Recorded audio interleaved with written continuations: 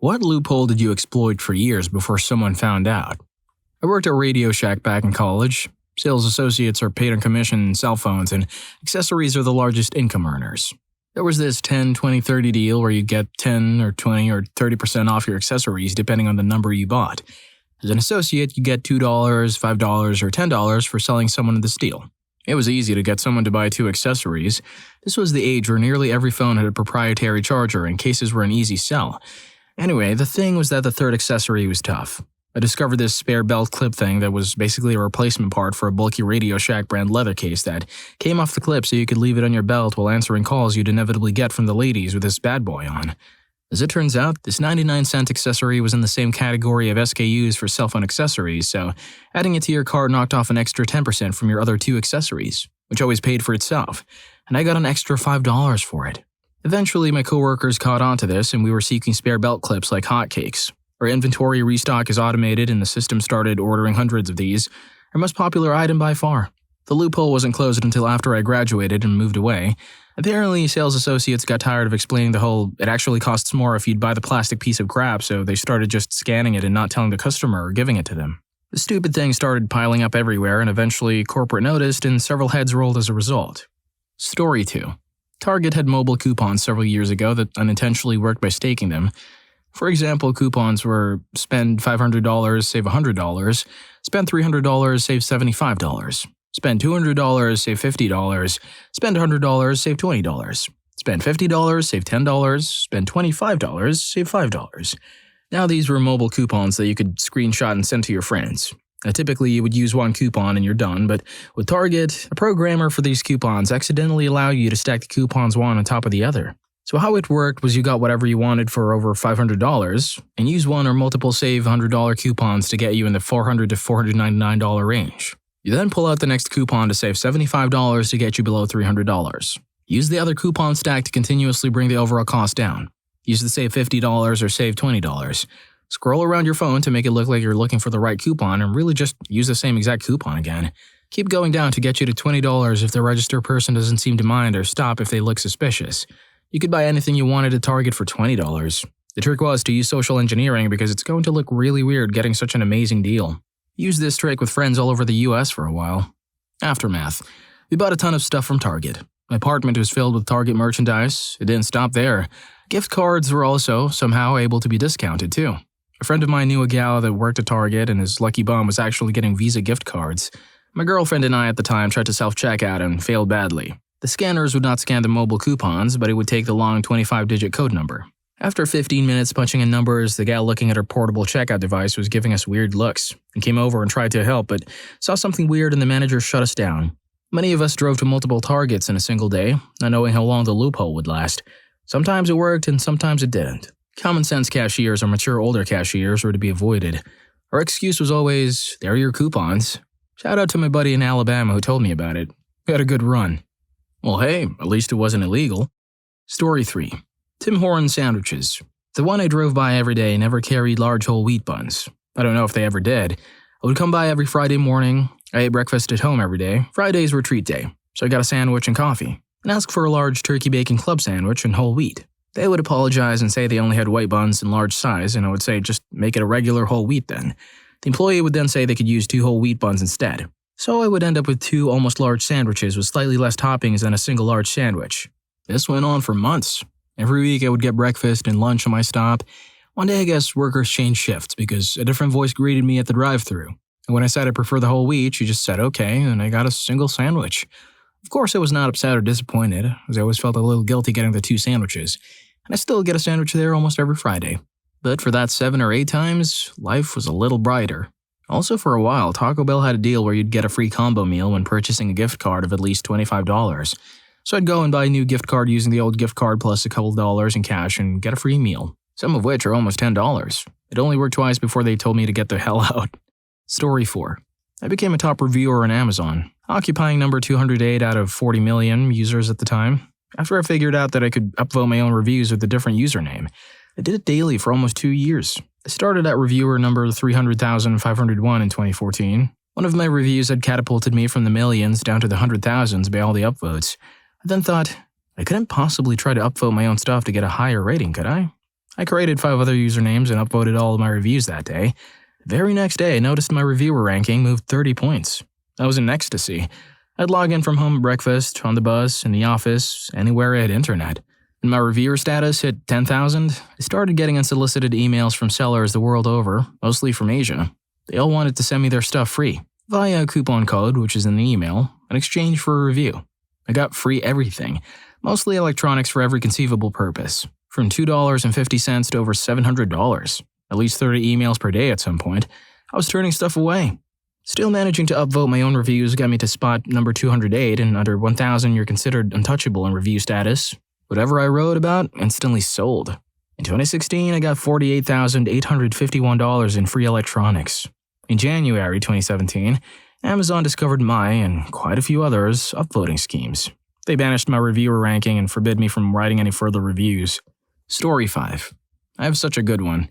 Basically, my school had this educational website where you would watch videos to teach you stuff. Every video you completed would be tallied up, and at the end of the year there was going to be a prize draw, of which the prize would be a 50-inch smart TV.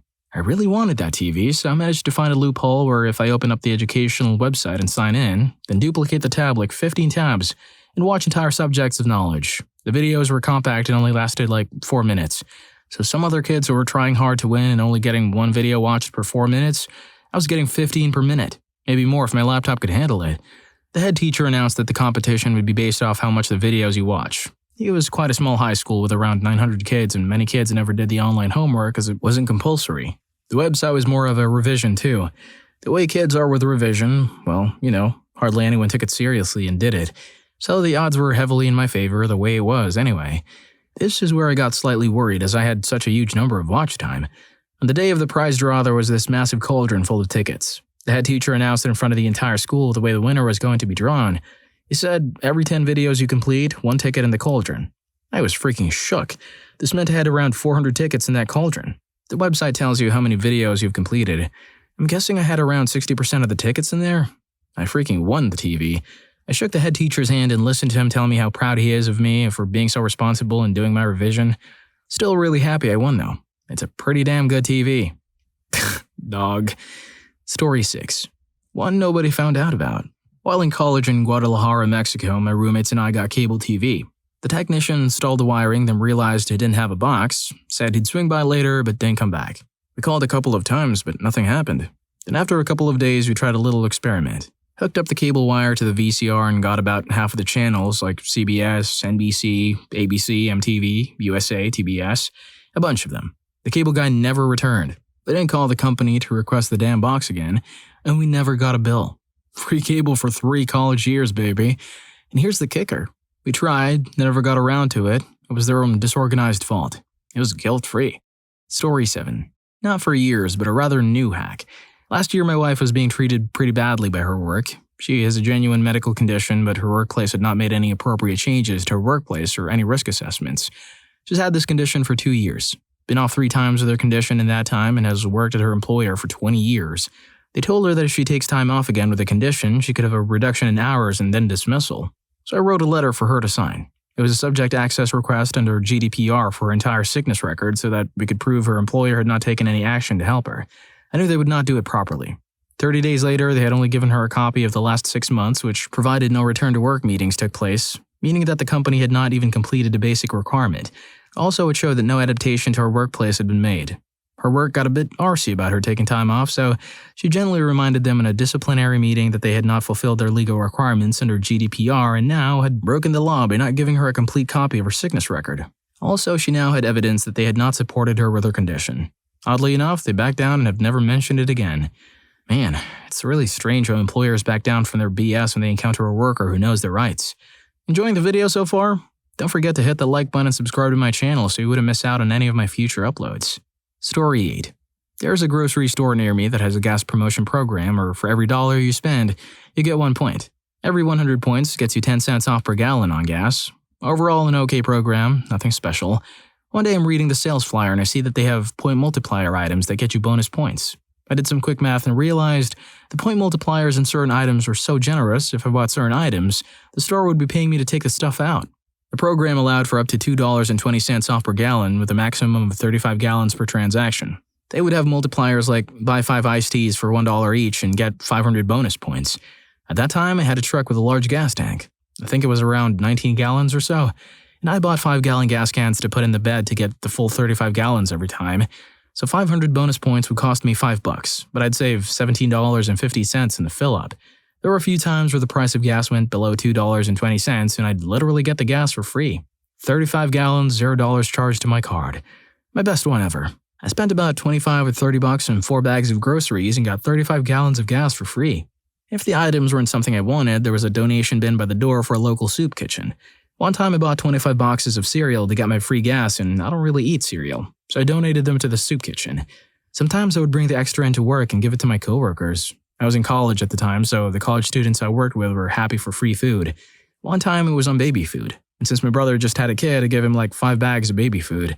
That lasted for about 3 years until they changed the program and you can't game the system like that anymore. One of the common items was laundry detergent. Even after they changed the program, I had laundry detergent for like 3 or 4 years after from my stockpile. I miss those days. Story 9. I worked in data entry at a reasonably large company for a few years. When I signed up, I was part of a dedicated team, but gradually, automation began to reduce our workload. As my coworkers left or climbed the ladder, the replacements were given new responsibilities until I remained the sole person doing the job I had originally signed on for. I was fairly decent at my job, but had my eye on another role in a different department. As soon as my department manager, Stephen, caught wind of this, he put as many blocks in my way as he could, denied me training as I didn't need it, etc. It was pretty clear what he was doing to everyone, but there wasn't much to be done about it. Outside of that role, I had no real wish to progress, so I just got on with it. After a while, Stephen wanted to retrain me in a position I had no interest in, while splitting my current role across a completely unrelated team. They didn't want that, and neither did I, so I got together with that team's leader and we put forward our case to Stephen's boss. I was able to retain the position I was in as a one-person team. I suppose Stephen took it personally that I dared say no to him because he would barely communicate from that point on. I would do my work, he would do his. We were both content completely ignoring each other. Eventually, I start getting deja vu and looking through the queries, and I notice a pattern. It dawns on me that I've fallen into a repeating cycle that took over just 3 months to complete. I would receive the data, input it, send it off where it would work its way through the automated systems of our company and several others before coming right back to me to start the process again. I was essentially ticking a box to ask if the box had been ticked. But the thing is, the data looked complex. It was across multiple spreadsheets that interlinked with each other and various other systems. It looked like it was in constant motion, and I was the only person left who could fully read it and understand that it was nothing but an illusion. Of course, if Stephen had been paying any real attention to my reports, he would have noticed it after a few months. Ironically, the fact that he considered my job to be pointless and below him was what stopped him from realizing, with proof, that it was in fact completely and utterly pointless. It got to the point where I could literally copy and paste the report every month, and there was absolutely no anomalous data beyond the date. By this time, I had really good working relationships with people in fairly senior positions. A lot of them had been my friends when we first started. I was always able to complete my work on time and offer support, even getting praise on multiple occasions for single-handedly doing a job an entire department once handled. I was literally considered a model employee. If I had to take some time off, I would pass my work along to a friend who would be happy to repay the favor for a short while, knowing full well I would be back before the cycle repeated itself. When I finally left, one of my old colleagues, now a team leader, took me into a meeting to ask me to show them exactly how to do my job. They were begrudgingly going to do what Stephen had suggested they do long ago and spread my work out. As an old colleague, he has a rough idea on how the system worked. I explained the entire process from start to finish. As I did, the whole thing dawned on him. He began to crack up and bring in a bunch of our other old colleagues. A few were embarrassed that they would never realize, but for the most part, they found it hilarious. Still, nobody wanted to bring the blame on themselves for the fact that I'd been able to collect a wage for this long, and so it was quietly ignored as I worked my notice. I brought the machine to a halt before I left with absolutely no consequence to the business whatsoever, and walked out there having literally spent the last 2 years exceeding in my work as an administrative perpetual motion machine. Stephen didn't sign my leavers card. Damn, Stephen. Story 10. One week, the local Chick-fil-A put a coupon in the local coupon magazine flyer, which was buy one, get one free, any item on the menu. Next to that coupon, they had a 50% off any menu item. I carefully checked and neither coupon mentioned cannot be combined with any other offer anywhere on it, so I ran out to the local grocery store and grabbed a stack of these flyers. Sure enough, the next week the offer was gone, but it was too late to stop me. I spent almost 2 years as a grad student living almost exclusively off of 128-count nugget platters that I would get for 25% off the cost. First half off, second free. Place went under new management and they put up a sign saying they would no longer be accepting those coupons. Not entirely sure if that was due solely to me or if anyone else was pulling the same thing. I had about 20 coupon pairs left when they shut it down. Another one, I used to go to this Mongolian barbecue spot at the mall that had those tiny sliced frozen sheets of meat that they let you pick yourself and they cook it for you so long as it fit the bowl they gave you. Then chose your veggies, etc. So they used to be kind of folded into like ribbons so they'd take up more room in the said bowl. Well, it's stupid, but I realized if I just used the back of my hand or knuckles, I could kind of punch the folded frozen meat down. And I would back in like a pound of meat when that wasn't what they had intentioned at all. But since it was in the bowl, they had to cook it. So good. Anyways, me and my ex would go like 3 times a week and just get one of those and it would feed us both pretty good for like $5. Eventually they caught on after like a year, and one time we went and I proceeded to do the same good old backhanded meat punch in my bowl when one of the workers yelled out to me to get my attention and pointed to my right at a printed paper that had a fist on it saying, "No to fist meat," with a circle and a cross going through it. That was my legacy there, and the food was never the same when it was 99.5% noodles. Me and my ex broke up. That was the only good thing in that old toxic relationship. Story 11. Used to work for the BBC. They have, as you'd expect, their entire archive digitized. I was working on some cloud stuff, so needed to access it to check some access rights. This was literally everything ever shown in the BBC, ever downloadable in a ton of video and audio formats. iPlayer is just a fraction of what was in that archive. Took them about 6 years after I left to remove my account, so 6 years free access to probably the largest TV and movie database around. I used it to mainly watch documentaries. I'm a bit of a history bore, so I would just search for something like World War I and see what popped up. You could download it as a video or audio. I dropped stuff out as MP3s and listened to it in the car. Yes, it was called Redux and good to see other ex-BBCers who had access for years. Yes, you have to pay for a TV license in the UK. Yes, it's crap to be forced into it, but that does mean there are 0 adverts in the channel, which is nice when you're watching a program. Oh, and yes, BBC these days also stands for something else. Hilarious. Well, if you like these stories, here's more. YouTube thinks you're gonna love this. Catch you in that video.